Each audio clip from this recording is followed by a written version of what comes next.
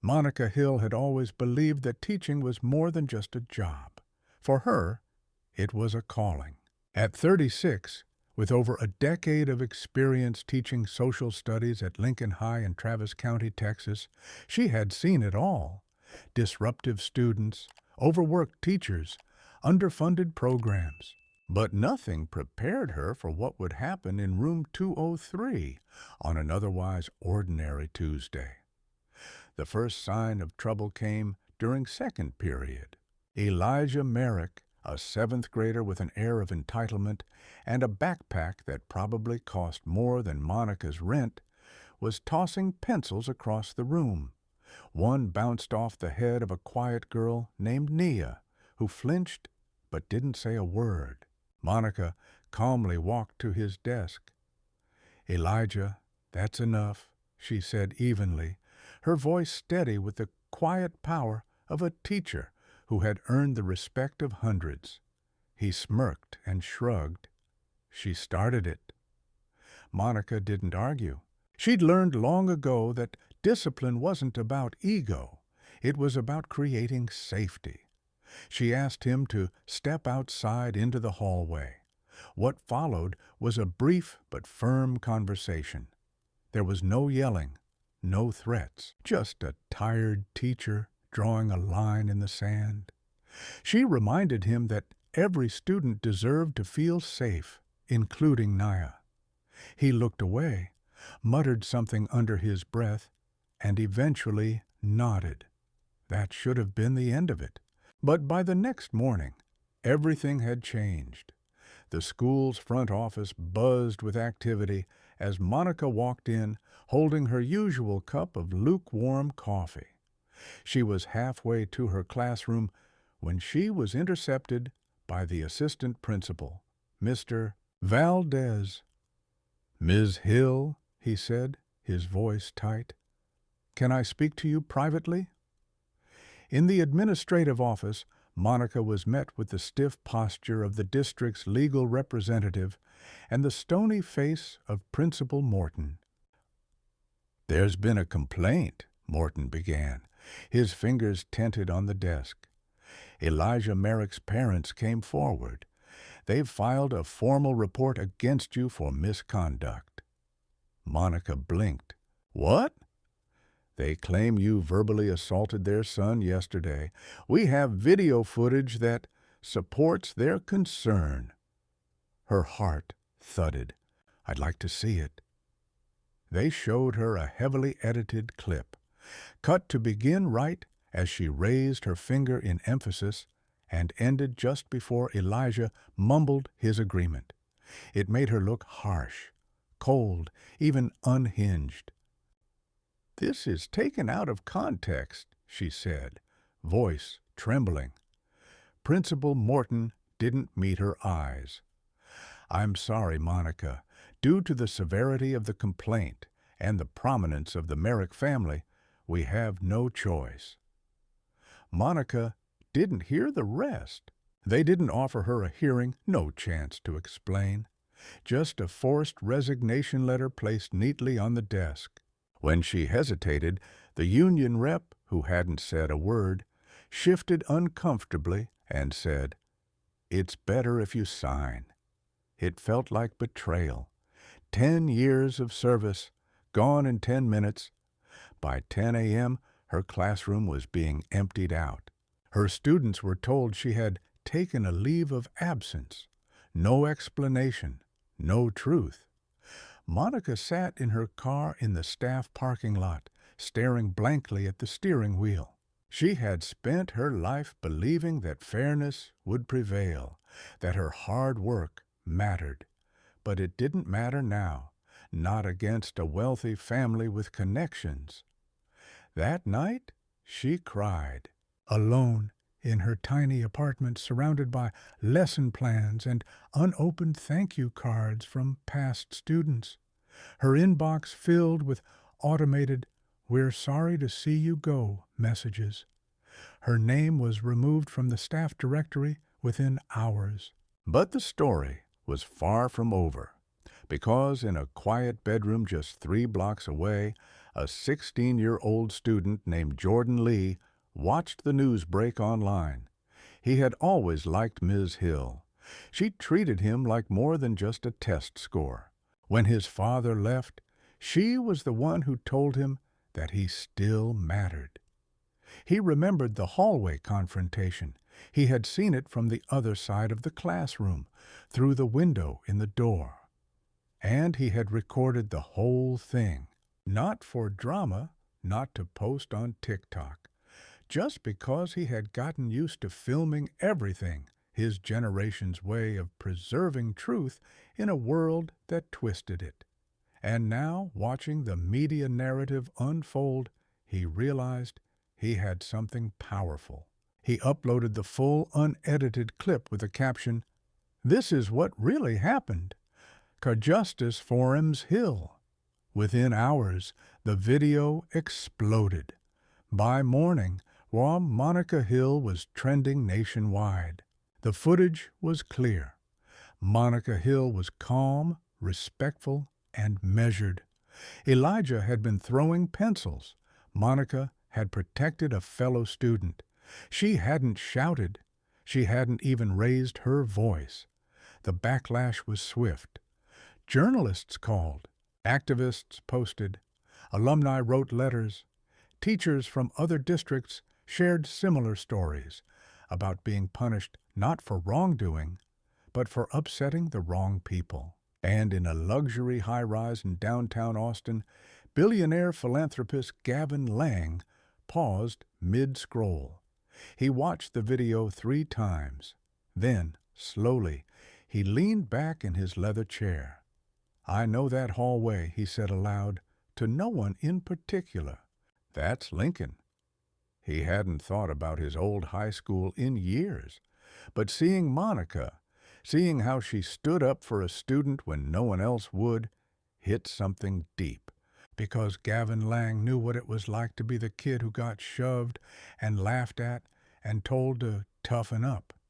He remembered every teacher who looked away. And now, here was Monica Hill, a woman who hadn't looked away. He made a call. "I want to speak with her.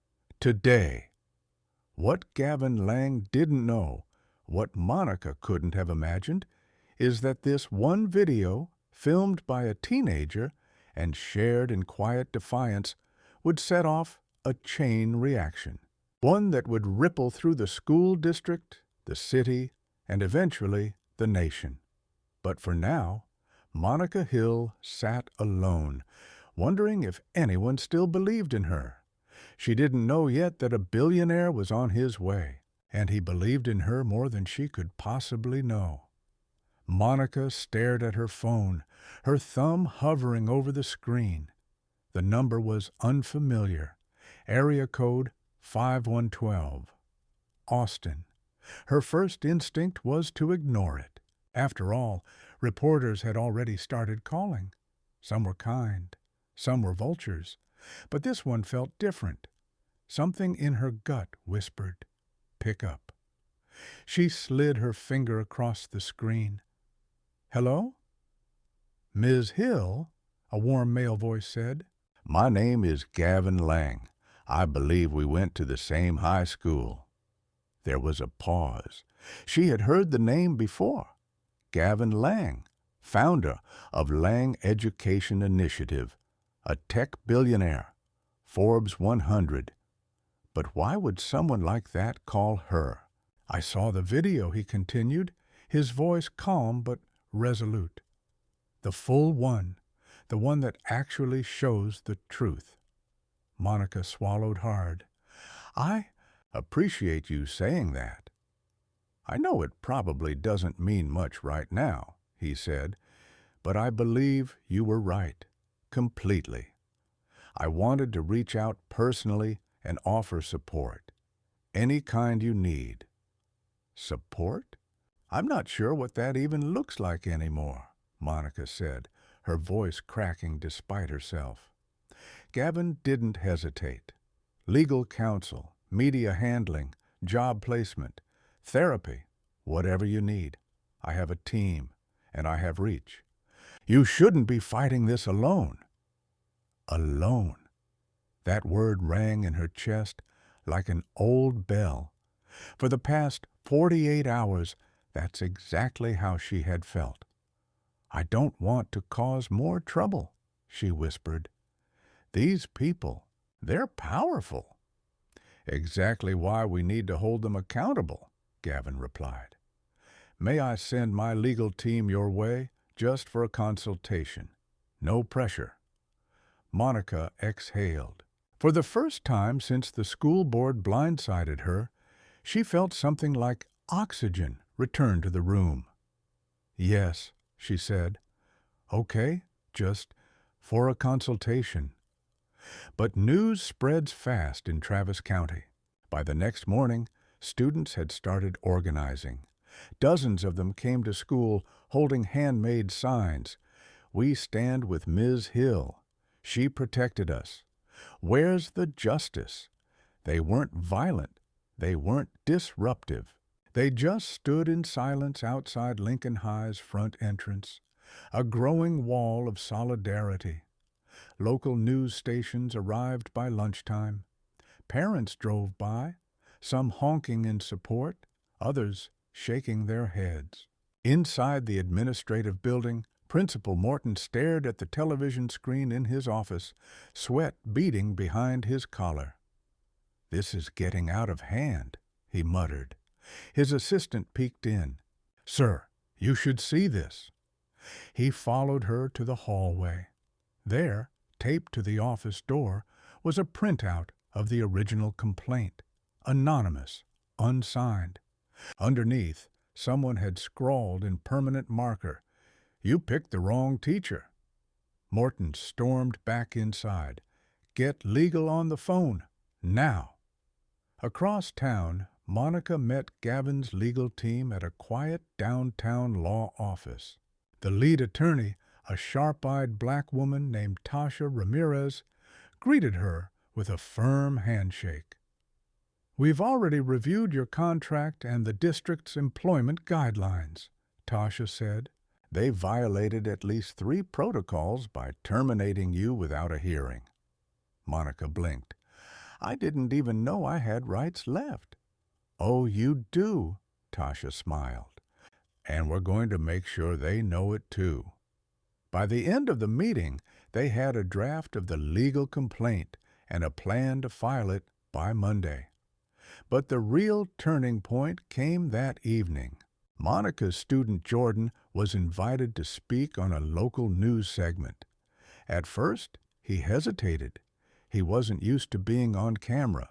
But then he remembered how she had stayed after school to help him study for his citizenship exam. How she bought extra snacks when she noticed some kids skipped lunch.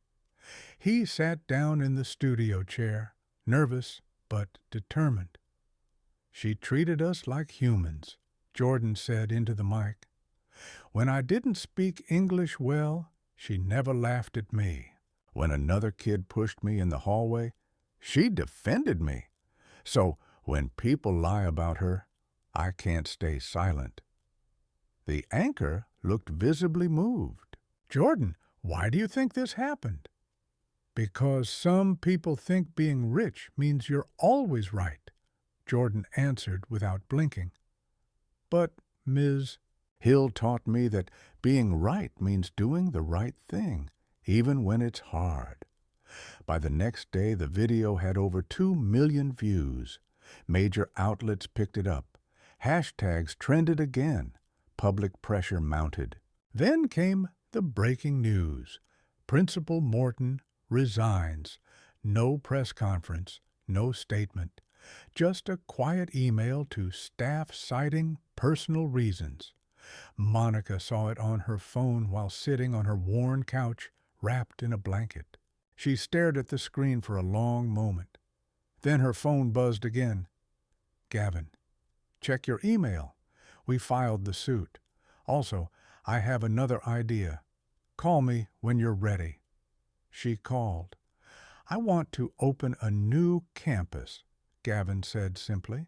"Not just any campus. A place where equity, teacher rights, and student dignity are built into the foundation. Monica was silent. I want to name it after you. Gavin, she whispered, stunned, you don't have to say yes now, but I want you to think about it. She stared at her living room wall. For 10 years, all she had wanted was to teach in peace. But maybe, just maybe, her story was about more than a classroom. Back at Lincoln High, the halls felt different. Whispered conversations, side glances from staff. Some were embarrassed, others angry, a few even grateful. The school board held an emergency session. Public comments ran late into the night. Parents, students, and even a few brave teachers spoke up. She was fired for doing what we want every teacher to do: protect kids. If we let money decide who gets to stay and who has to go, what kind of example are we setting for our children? I want my daughter to grow up to be like Ms. Hill.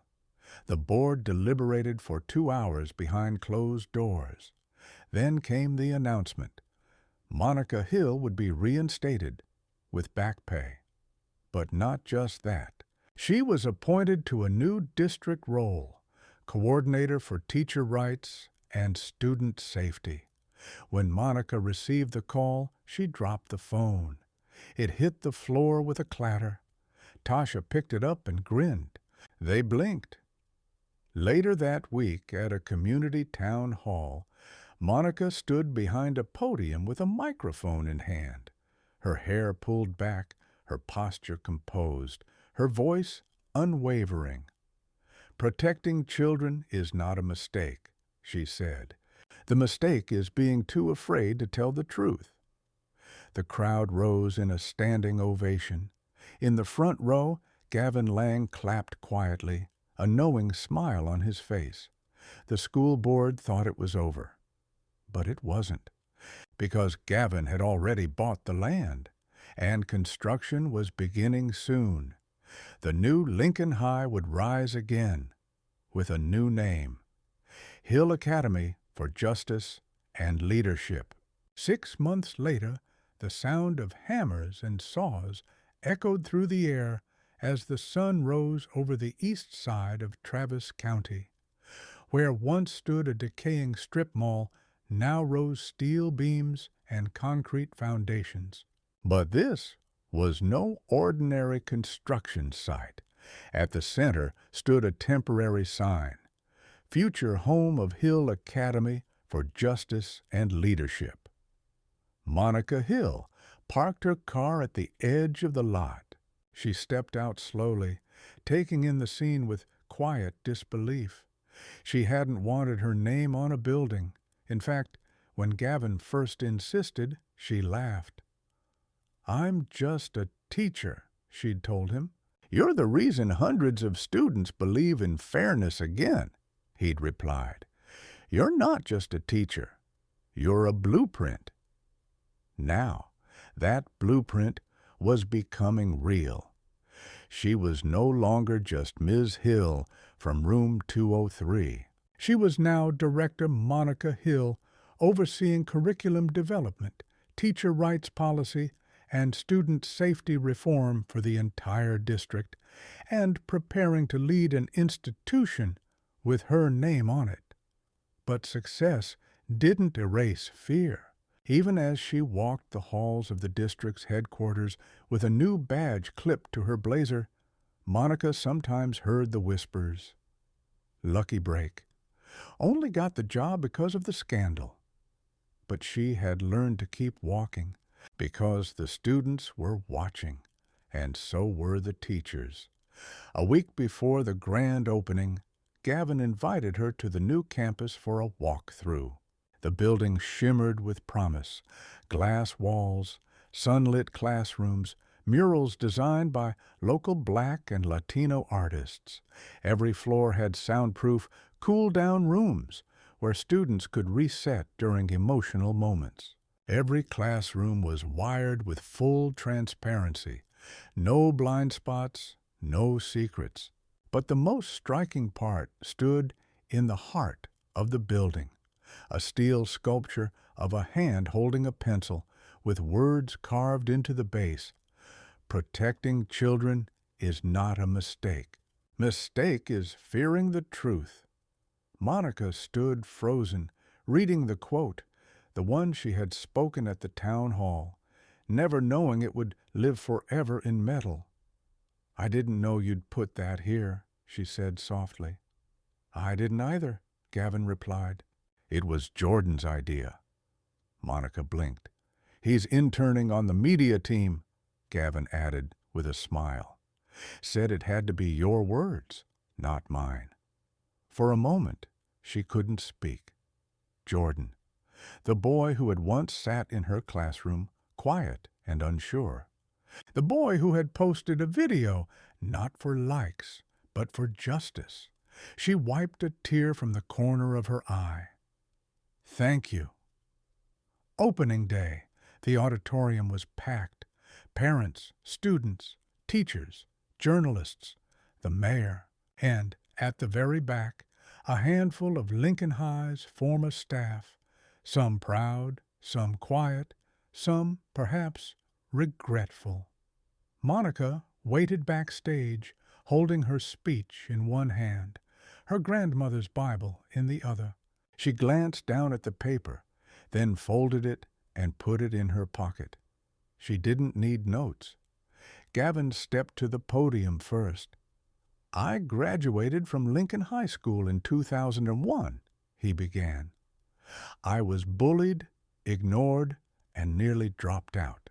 One teacher changed that, not because she gave me special treatment, but because she saw me." He looked at Monica. Decades later, another teacher saw another kid being hurt, and instead of ignoring it, she stood up. Applause thundered through the hall. She didn't know cameras were watching. She wasn't grandstanding. She was doing what great teachers do, protecting her students. That's why today, this school carries her name. He turned to the side. "Director Monica Hill." Monica walked out slowly to a standing ovation. She stood at the microphone for a long moment, letting the applause settle, letting her heart steady. "6 months ago," she began, "I thought my teaching career was over. I thought standing up for a student had ended everything I'd worked for." She looked at the students seated in the front rows, some familiar, some new, but sometimes losing what you thought was everything gives you something even bigger. She paused, her voice calm but firm. "I want every student who walks through these doors to know you are not invisible. Your pain matters. Your voice matters. And no amount of wealth or politics will silence that." The crowd erupted again, but Monica raised a hand. "To the teachers who are often underpaid, overworked, and unprotected, I want to say this. You are the front line of justice. You are more than test scores and lesson plans. You are protectors, and it is time you were treated like it." She smiled. "This school isn't about me. It's about all of us. It's about never fearing the truth again." The applause grew louder, longer, rising like a wave. And when it finally quieted, Monica stepped down from the stage, past reporters, past school board members, past photographers, and walked straight to her new office. The door was already open. Her name gleamed on the frosted glass. Director Hill. Inside, a small group waited. Jordan was there, holding a press badge and grinning. Tasha Ramirez, her attorney-turned-friend, nodded with pride.